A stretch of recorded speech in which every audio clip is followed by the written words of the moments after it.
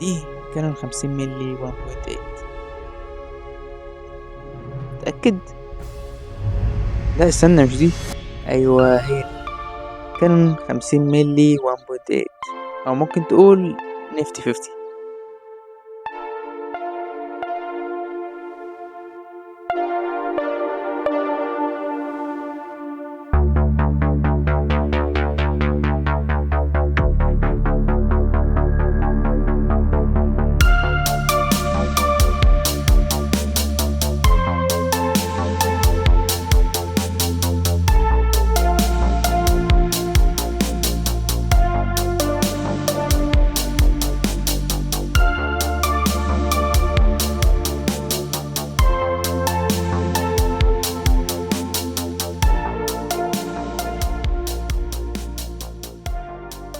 اه 50 مللي بقى، والنفتي 50، والجند المجهول بقى اللي ورا.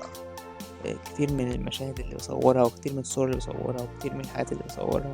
دي حاجة كده تجيبها لو عايز بقى حاجة رخيصة وانت لسه بادئ، وعايز بقى تبقى محترف. يعني انا مش عارف ازاي انت عايز حاجة رخيصة وجودتها كويسة وحاجة للمحترفين، وتصور حاجات احترافية وسينمائية وانت لسه مبتدئ، وبتعمل كل ده فعلا وموجودة فعلا، وهي دي اللي بنعمل عنها فيديو. عشان كده بعمل الفيديو ده. لو انت مهتم بالتصوير فاكيد في يوم سمعت عن العدسة دي على الاقل مرة واحدة في حياتك، وانا جبتها برضه عشان جودتها الاحترافية دي، وعشان برضه رخيصة. يعني مش هدفع مبالغ اللي بسمعها في العدسات دي. يلا بقى يلا كده، عشان ايه انا متحمس جدا. الساعة دلوقتي 7:30، وبدأ من الساعة 6 والله، بس ايه عشان انا جاهز بقى للتصوير وجاهز الحاجات دي.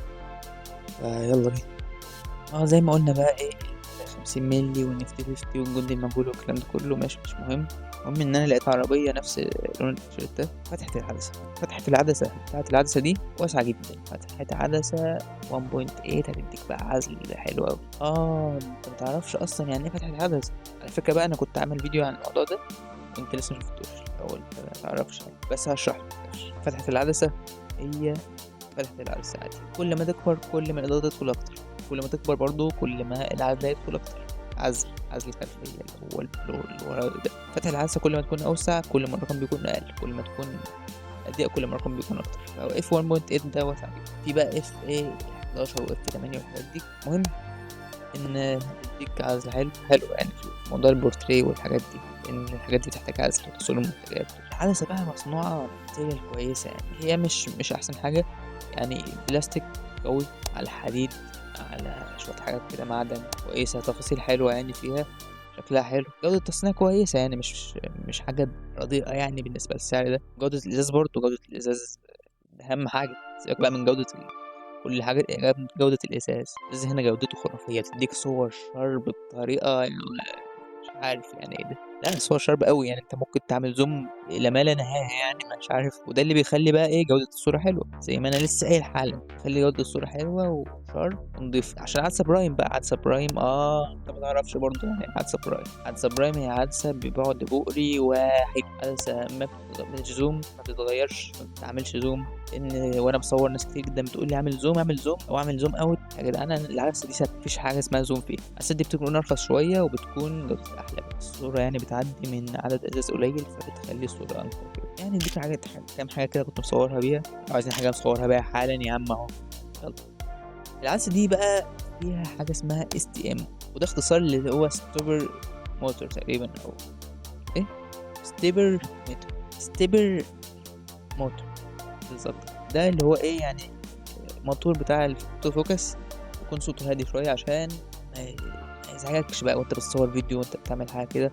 بيعمل صوت مزعج زي 1855، بيعمل صوت مزعج جدا في الاوتو فوكس بتاعها. فدي حاجه كويسه، بس هو برضه لسه مسموع شويه، مش اوضح حاجه فيه يعني. حجم العدسه دي صغير جدا، ووزنها بالتالي بيكون صغير جدا. وده اللي بيساعدك امتى بقى لما تكون ماشي تصور هاند هيلد ماسك الكاميرا يعني وبتصور بيها. ده بيخليك بقى ايه، انت مش مفيش حاجه تقيله كده تخليها الكاميرا بتاعتك تقيله. بتساعد كده يعني، بتخليك الكاميرا بس كده كويسه. تنقل بيها كويس، تحطها في شنطة صغيرة مع الكاميرا بتاعتك حلوة جدا يعني. الفوكس بتاعها عظيم بالنسبة للكاميرات الكويسة. بالنسبة للكاميرات قديمة فانت لا تغير الكاميرا بتاعتك عشان تجيب فوكس كويس يعني. بالنسبة لي 650 دي الفوكس بتاعها بطيء جدا في أي عدسة. هتلاقي الفوكس بطيء فيه. لو طورت شوية يعني ممكن لو 800 دي مثلا ممكن الفوكس بتاعها يكون كويس جدا. 200 دي 250 دي فوكس كويس عظيم جدا. فوكس انا جربت الموضوع ده على الماونتين دي، بس لا خرافي. العدسة الماونت بتاعها ماونت اي اف، ماونت محترم جدا، معدن يعني، مش زي عدسات كتير، او مش زي النسخة القديمة منها اللي هي كانون 50 مللي 1.8 مارك 2. دي كانت عدسة رديئة شوية يعني، مش قوي، بس هي كانت كويسة ولسه بستخدمها لحد دلوقتي كتير جدا. والماونت بتاعها بيبقى بلاستيك برضه، فمبيبقاش حلو. المشكلة برضه في العدسة دي انها بعدها البؤري 50 مللي، فده ايه بيحكمك بقى. انت عندك 50 مللي، ولا بعيد قوي ولا قريبة قوي، انت في النص. بتبقى برضه يعني بتضايق شوية لما تكون عايز تجيب مكان واسع ولا حاجة، بس هي يعني كافية شوية. والعدسة دي بقى ايه، لو خدت بالك يعني، لو انت متابع يعني، فالعدسة دي 50 مللي. معنى 50 مللي ايه؟ ان هي قريبة جدا للعين بالنسبة لللينس ديستورشن او الانعوجات. يعني انت مثلا لو بتصور مشهد قدامك او شخص، فبيبين لك شكل وش الشخص ده الحقيقي، شكل الحاجة الحقيقية. لو جبت عدسة واسعة مثلا شوية، بتخلي الحاجة كده ايه، مايلة شوية من الأطراف وكده، بتخلي الأطراف مايلة شوية، بتخلي الحاجات دي صعبة. الراجل ده بيبص كده.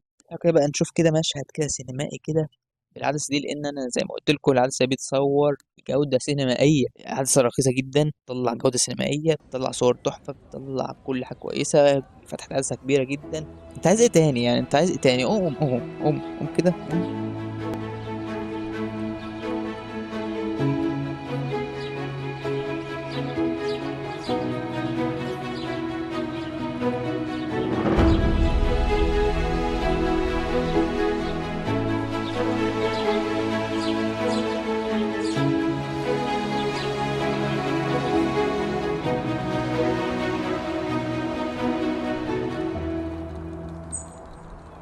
في المشهد السينمائي يا باشا، اكيد يعني مفيش حاجه من غير عيوب، فالعدسه دي فيها عيوب اكيد. من اول العيوب اللي فيها ان هي ما فيهاش ايمج ستابلايزيشن او تثبيت للصوره. وبالنسبه للبعد بوري 50 مللي، فانت محتاج تثبيت للصوره شويه، مش قوي، الا لو الكاميرا بتاعتك اصلا فيها ستابلايزيشن، فده حاجه كويسه. ففي حاجه تانية كمان، وهي المانوال فوكس. المانوال فوكس فيها يعني ايه، حساس قوي، حساس قوي قوي. بتعمل حركه كده بسيطه جدا بيه، وده طبيعي يعني لانها مش عدسه سينما. وعدسه السينما برضو حوار كبير جدا، هبقى اشرحه لكم بعدين. في حاجه كمان برضو مش موجوده فيها، وهي تصوير المايكرو. مايكرو برضو مهم، بس برضو في عنكبوت على العدسه هنا، قرب قوي من حاجه. لا هي هنا اخرها كام؟ هنا اخرها 35 سم، 35 سم من السنسور. يعني انت من السنسور بتاع الكاميرا لحد 35 سم، يعني لحد هنا كده في الفوكس، بتاخد فوكس لحد هنا. ما تقدرش بقى تاخد، لو قربت شويه مش هتاخد فوكس. دي برضو حركه مش عادي يعني، بالنسبه لسعرها ده عادي. لا بجد قيمتها بالنسبه لسعرها لا، خرافيه خرافيه جدا يعني.